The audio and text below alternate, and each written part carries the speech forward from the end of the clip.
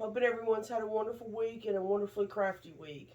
Y'all got to excuse me. I am actually just getting over a cold, and but I thought I'd go ahead and make a video anyways. I did get a little bit of sewing done. I've been working on this quilt for on and off for a couple of months now. I've been making a few blocks at a time and just, putting them up here on the wall. And I finally finished it up. I'm really, really happy with it.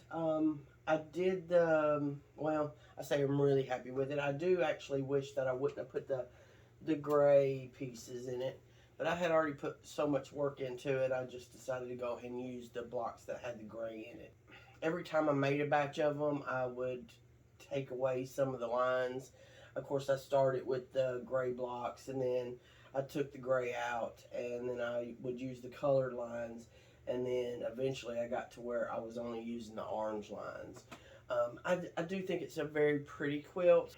I'm hoping to get it quilted up this weekend, and it's going to be a donation quilt. So, but yeah, so got that one done, and give me just a minute and I'll show you the other. This is the next quilt that I finished up. It's a bunch of scrappy pieces that I've been, usually when I'm done with a certain fabric, I'll either cut the remnants into triangles or strips. And this is all of my triangles that I had left over. Some of this is from, well, it's from various quilts and projects that I worked on. You can see this right here is some that Jennifer R. had sent me, that fabric. And I think maybe Mary had sent me this right here. I just done triangles, and it's also going to be a donation piece to the Skills USA app at the school. The only other thing I worked on is this David Tennant pattern.